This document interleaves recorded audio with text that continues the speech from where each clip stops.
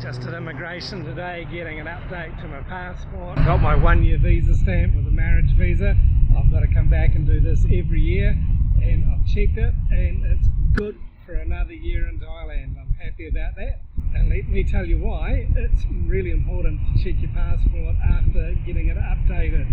But first, I'll find somewhere more comfortable than standing on the side of the road to do this. Always been careful going through customs and immigration ever since my first trip overseas. This was to Canada. I'd landed in Vancouver and I was feeling rotten. It was back in the days when smoking was still allowed on aircraft, and I'd travelled with a buddy who was a smoker, so my sinuses were all blocked up and I was just feeling like rubbish and jet lagged and tired. I hadn't slept a wink. And arriving in Vancouver, there was just a huge number of people waiting to be processed. And I guess I said something that the immigration officer didn't really like, and I didn't have an onward ticket because I'd planned to hitchhike and I had open plans. This is way back in 1986. And so I got sort of shuffled off to another line and got questioned and got harassed, and eventually I got my stamp and my passport. They gave me a 3-month stay and I made the most of it. I travelled about 8,000 kilometres right across to Quebec and then went through to Paris. I was on my way to the Netherlands because my dad was born there and I was looking forward to visiting his homeland. Coming through immigration in Paris was a piece of cake. The guy just barely looked at me, just glanced at my photo, glanced at me, flicked through my passport, stamped it, handed it back and didn't say a word. So that was much easier. My next border crossing was rather odd. I hitchhiked from Paris up to Lille and spent the night with a kind gentleman that had given me a ride. It had his dad put up a small bed for me, and so I was able to stay the night there, and then the next morning he dropped me off at the border crossing between France and Belgium. This was back before the EU, so there was still a border crossing there, and I could have just walked straight through. It was like a toll gate on a highway, so I thought I'd better check to see if I need a stamp in my passport. I had a really funny exchange with the border guard there. Got this guy's attention, and a big burly immigration officer, and I handed him my passport. I said, hey, I think I need to get a stamp. I'm going through the Netherlands, but I need to make sure that I've got my paperwork right. And he took my passport, he flipped through it, and then he just held up his hand and walked off with my passport. I thought, I should have just kept walking. I shouldn't have bothered to stop for a stamp. Anyway, he came back a few minutes later and he sort of beckoned me down the hallway saying, come in. And I thought, this is getting worse. And I walked down the hallway behind him. He was standing in a room about 4 metres by 4 metres, and on one of the walls there was a map of the world, and he was holding my passport and he said to me, tell me please, where is New Zealand? And pointed to the wall, and I just chuckled and pointed to New Zealand, and he used some Dutch expletives and asked me how on earth I'd gotten to come to be at his border crossing. So I showed him. I said, well, I hitchhiked, motioned to him about hitchhiking. This is how I got to here from Canada all the way across, and he just, smiled and had learned something that day. He'd learned where New Zealand was. He stamped my passport, handed it back to me, and I carried on. And from that moment I realised, New Zealand passport's really good.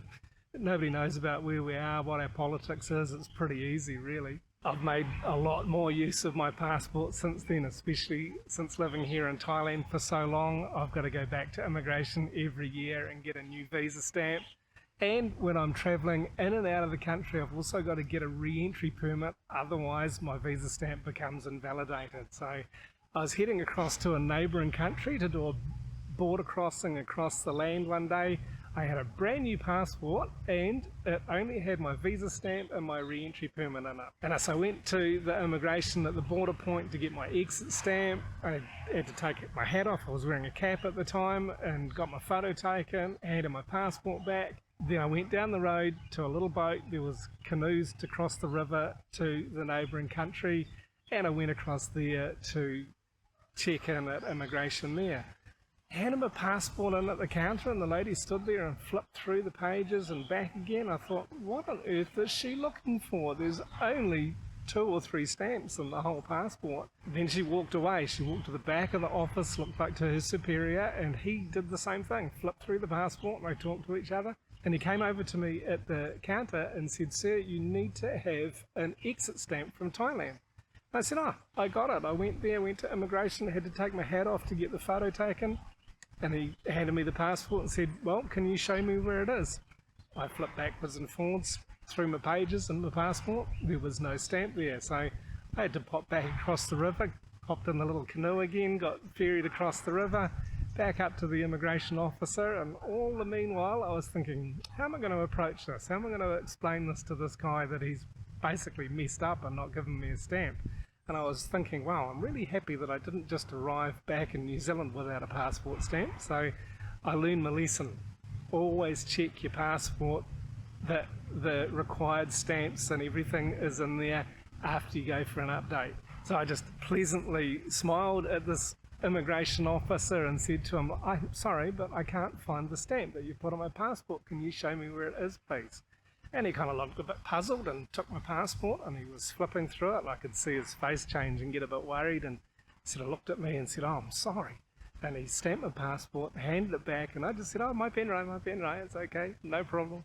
And he actually reached through the window and shook my hand and thanked me. So I just smiled and wished him a good day and carried on back over to the other immigration and got my stamp and got entry into that country. No problem whatsoever. So it's always a good idea to make sure that whatever you're doing, wherever you're going, whatever border crossing you're crossing, coming into a country or exiting a country, or if you're living long term like I do in a foreign country, always check your paperwork, always check that the visa stamp is correct.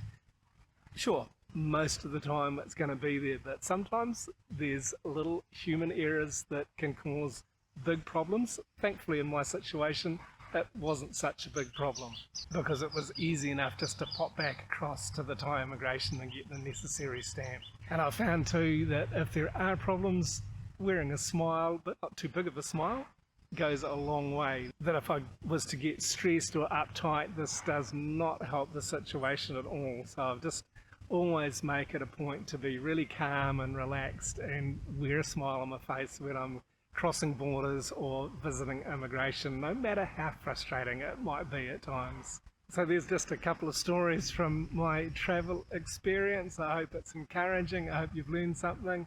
I'm not one to give advice on immigration or visa stamps or anything like that because it's not my field of interest really, or even expertise, but I do like to share a good travel story every now and again. I hope you've enjoyed it, and if you're interested to know more about our lifestyle here in northern Thailand, please check out this video here next, and thanks very much for watching.